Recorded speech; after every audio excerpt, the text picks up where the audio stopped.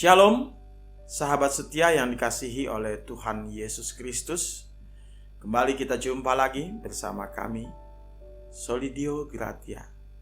Kembali kami akan memuji dan memuliakan nama Tuhan. Dan kita semua percaya bahwa ketika kita mengenal Yesus, hati kita selalu rindu untuk bertemu dengannya. Selamat menyaksikan, kiranya Tuhan Yesus yang baik memberkati kita sekalian. Amin.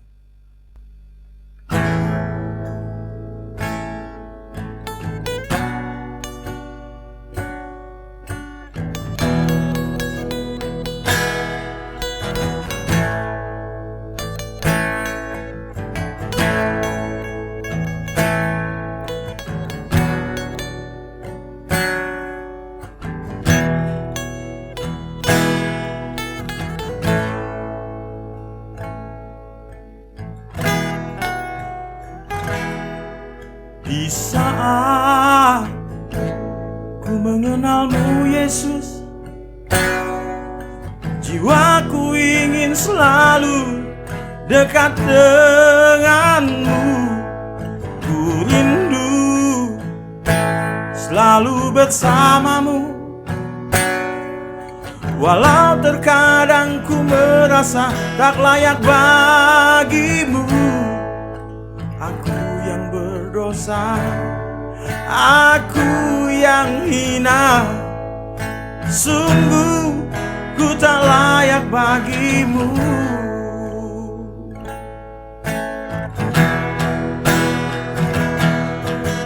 Namun kasih-Mu yang tulus, Kau ampuni dan Kau menebus dosaku. Ku bersyukur ku memilikimu, yang telah mengubah hidupku menjadi baru. Aku yang terhilang, aku yang tersesat, Kau angkat diriku dan pulihkanku.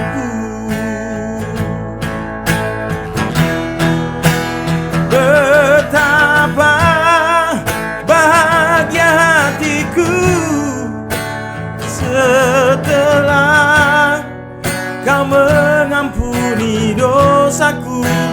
Entah bagaimana ku membalas kasih-Mu yang telah menyelamatkanku. Ku mau mengikuti-Mu Yesus, selamanya ku mau mengikuti-Mu.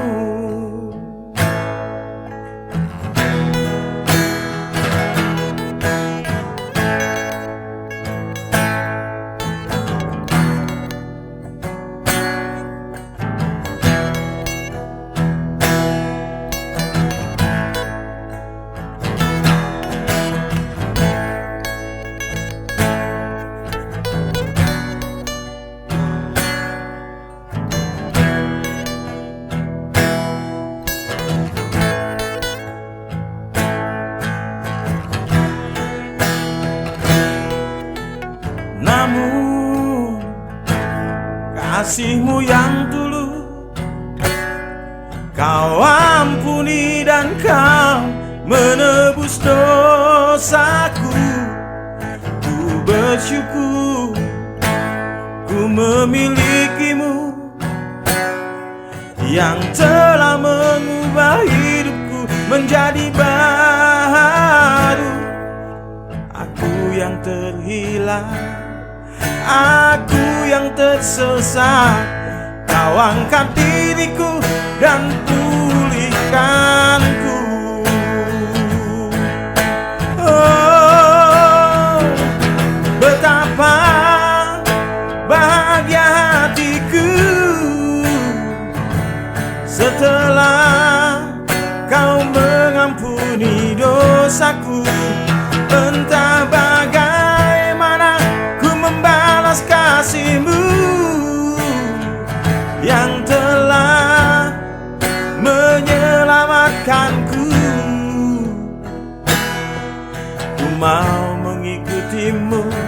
Yesus. Selamanya ku mau mengikutimu, ku mau mengikutimu Yesus. Selamanya ku mau mengikutimu.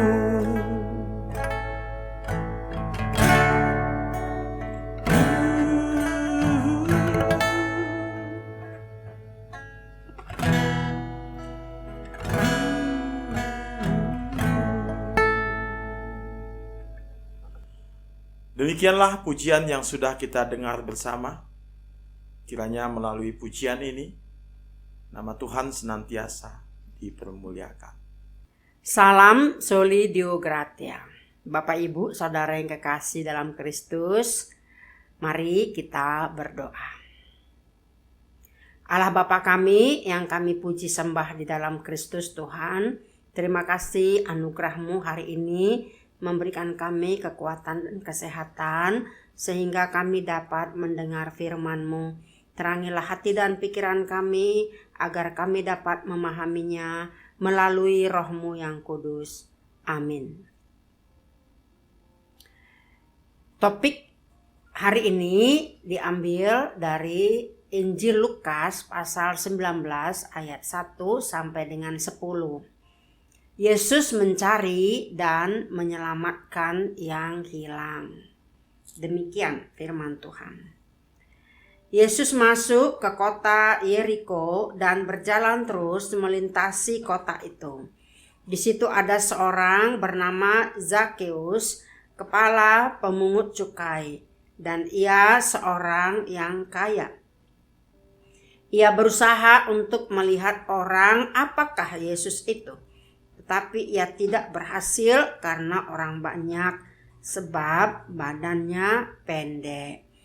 Maka berlarilah ia mendahului orang banyak, lalu memanjat pohon ara untuk melihat Yesus yang akan lewat di situ.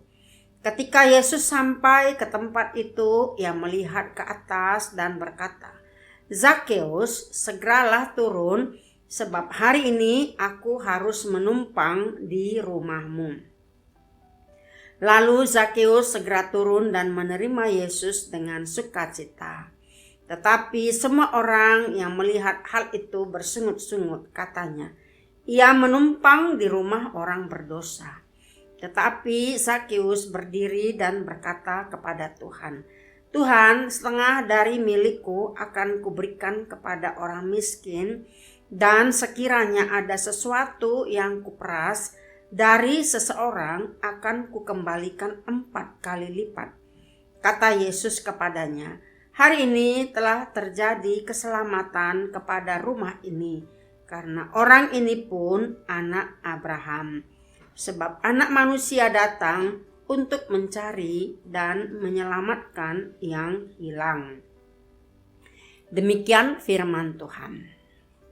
Bapak Ibu Saudara yang kekasih dalam Kristus, bicara soal mencari dan menyelamatkan yang hilang bukanlah suatu perkara yang mudah bagi manusia. Karena itu menyangkut makhluk yang hidup, bukan benda mati. Jika benda mati yang kita cari karena hilang oleh sesuatu hal dan kita tidak menemukannya, maka dalam keadaan putus asa kita akan merelakannya dengan tidak menemukannya.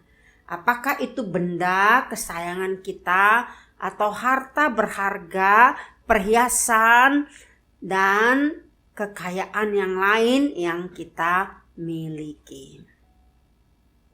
Akan tetapi bagaimana kalau itu makhluk hidup?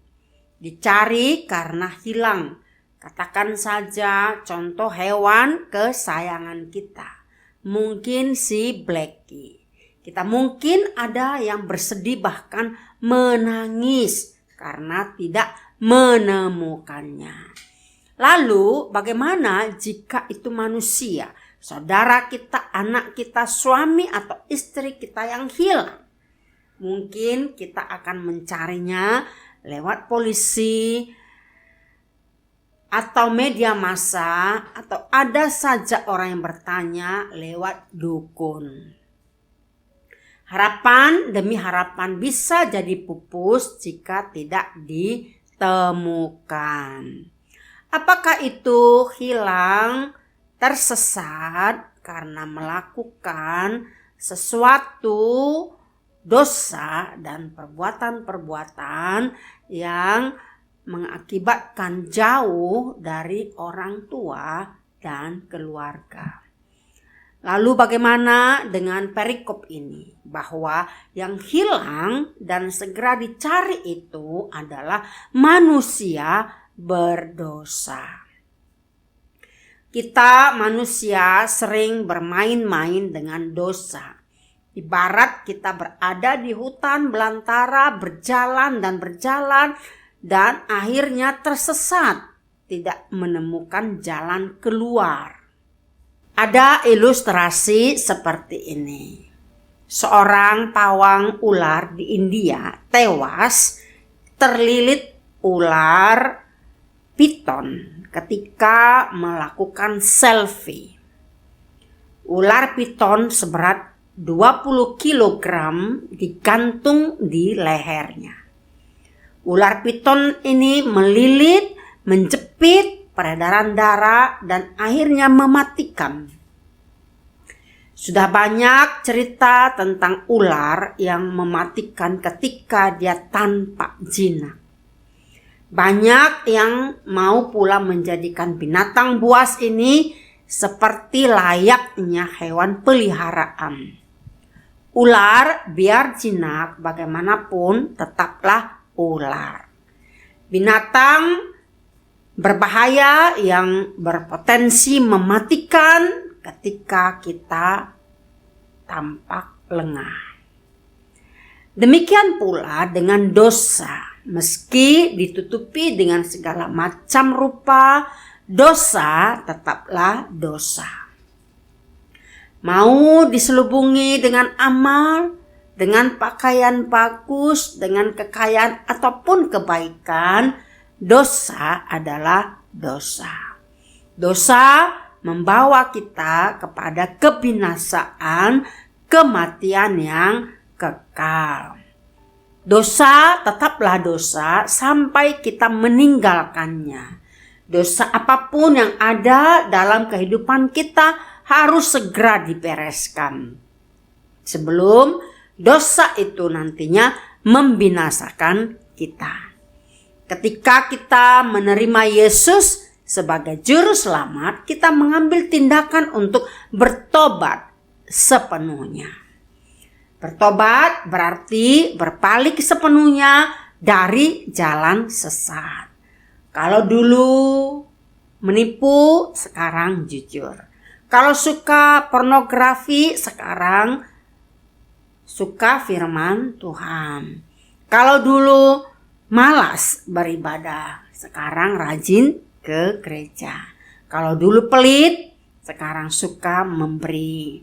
Pertobatan dan dosa tidak dapat berjalan beriringan. Jangan sampai kita kompromi dengan dosa. Sekecil apapun dosa tersebut, ketika kita kompromi dosa, itu seumpama mengizinkan binatang buas tinggal bersama kita. Lambat atau cepat, binatang buas itu akan menggigit, mencelakakan, bahkan membunuh kita. Di dalam perikop ini kita akan belajar dari kisah perjumpaan Zakheus yang berdosa dengan Yesus sang juru selamat ingin berkunjung ke rumahnya. Bapak, Ibu, Saudara yang kekasih dalam Kristus, mungkin kita akan bertanya dalam hati, mengapa ada orang mau menjadi pemungut cukai? Padahal di masa Yesus, masyarakat luas begitu membenci pemungut cukai. Sampai-sampai dicap orang berdosa. Seolah melekat di dahi mereka. Dapat kita baca dalam ayat 7. Bagaimana tidak, pemungut cukai bertugas menarik uang pajak dari sebangsanya untuk diserahkan kepada penjajah Romawi. Tak ayal, pemungut cukai dianggap pengkhianat. Fakta inilah mungkin membuat kita mengapa Zakeus mau menjadi pemungut cukai. Apalagi Zakeus bukan hanya pemungut cukai, tetapi ia kepala pemungut cukai. Ayat 2. Bayangkan seperti apa orang membenci Zakeus. Zakeus pasti punya alasan sehingga ia mau menjadi pemungut cukai. Alasan yang tidak kita ketahui sebab Alkitab tidak memberikan keterangan apa-apa soal ini. Namun bisa juga karena ia merasa tidak ada pilihan lagi. Padahal seharusnya tidak ada pilihan, tidak dapat dijadikan alasan. Mengapa? Karena selama kita masih hidup, pilihan akan selalu ada. Ya, pilihan tidak akan pernah hilang. Bagian kita adalah memilih pilihan yang benar. Bapak, Ibu, Saudara yang kekasih, Zakeus, seorang pemungut cukai kaya, memang digambarkan sangat bersemangat melihat Yesus. Ia bahkan tanpa malu-malu memanjat pohon hanya demi melihat dan berjumpa dengan Yesus. Akan tetapi hal itu lebih didasari rasa penasaran, bukan karena kesadaran bahwa ia membutuhkan Yesus. Barulah ketika didasari rasa penasaran, bukan karena kesadaran bahwa ia membutuhkan Yesus. Barulah ketika Yesus menemukan dirinya, kesadaran itu ia miliki dan dampaknya perubahan hidup yang luar biasa terjadi. Ketika Yesus menumpang di rumah Zakeus, semua orang melihat hal itu bersungut-sungut. Kata mereka, Yesus menumpang di rumah orang berdosa. Tetapi saat itu Zakeus mengambil tindakan pertobatan. Katanya, Tuhan, setengah dari milikku akan kuberikan kepada orang miskin. Dan sekiranya ada sesuatu yang kuperas dari seseorang, akan kukembalikan 4 kali lipat. Dia tidak menipu orang lagi lewat profesinya sebagai pemungut cukai. Dia memberikan setengah miliknya kepada orang miskin dan mengembalikan apa yang pernah diperasnya 4 kali lipat. Saat pertobatan inilah keselamatan terjadi untuk keluarganya dan mereka selamat dari kebinasaan kekal. Zakeus adalah gambaran dunia ini. Banyak orang berusaha melakukan berbagai cara untuk menemukan keselamatan jiwanya. Mereka mungkin berusaha berbuat baik, melakukan ritual yang begitu berat, dan berbagai-bagai amal yang dilaksanakan. Namun sebelum Kristus sendiri menemukannya, ia belum benar-benar ditemukan dan diselamatkan dari kebinasaan. Yesus berkata, sebab Anak Manusia datang untuk mencari dan menyelamatkan yang hilang. Zakeus dan manusia pada umumnya adalah orang yang hilang, tetapi Tuhan menemukan kita. Yesus tahu persis apa yang ia cari, karena pada dasarnya adalah usaha untuk menemukan kembali apa yang menjadi kepunyaannya. Demikian juga kata hilang di sini sebenarnya bicara tentang kondisi terancam binasa. Artinya, ini adalah misi pencarian, bahkan misi penyelamatan. Dan malangnya mereka yang sedang terancam binasa itu tidak menyadari bahaya yang mengancam mereka. Bapak, Ibu, Saudara yang kekasih dalam Kristus, ada banyak orang ingin mencari Tuhan. Secara logika, apapun usaha, apapun upaya manusia tidak akan pernah menemukan Tuhan. Hanya inisiator Tuhan saja melalui anugerahnya, dialah yang mencari manusia dan akan menemukannya. Yesus yang adalah Allah menjadi manusia datang untuk menyelamatkan manusia yang berdosa yang hilang itu. Itu sebabnya kita telah berjumpa dengan Yesus, karena Yesus yang pertama sekali telah mencari dan menemukan kita. Saudara yang kekasih dalam Kristus, kita telah menerima anugerah keselamatan daripada Yesus Kristus sebagai Tuhan. Oleh karena itu, penuh dengan sukacita, mari kita juga menjadi suatu kewajiban, tugas dan tanggung jawab kita untuk tetap menjaga keluarga kita agar tidak ada yang terhilang. Apakah saudara telah ditemukan Tuhan dan apakah saudara sudah berjumpa dengan Tuhan? Jika ya, saat ini kewajiban kita adalah melayaninya. Melalui apapun yang kita punya, yang kita bisa, termasuk diantaranya ikut membawa jiwa-jiwa kembali kepada Yesus. Demikianlah nyanyian pujian dan renungan pada hari ini, kiranya menjadi rema bagi kita sekalian. Kita berdoa. Terima kasih Yesus yang baik, yang adalah Tuhan dan Juru Selamat kami.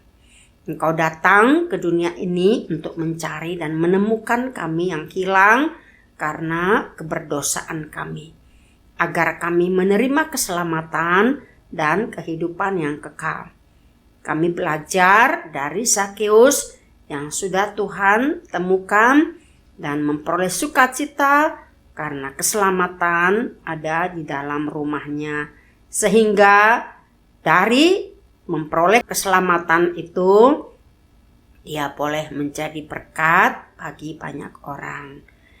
Pakailah kami Tuhan menjadi alat-Mu untuk menjadi berkat bagi banyak orang.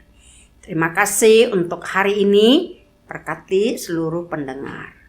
Kami juga bersyukur dan bersukacita karena Engkau sudah menebus dosa-dosa kami. Terpujilah Engkau sekarang sampai selamanya di dalam nama-Mu yang kudus, nama yang agung, Yesus Juru Selamat kami yang hidup, kami berdoa dan bersyukur. Anugerah dari Tuhan kita Yesus Kristus, kasih setia Allah Bapa dan persekutuan Roh Kudus menyertai saudara sekalian. Amin.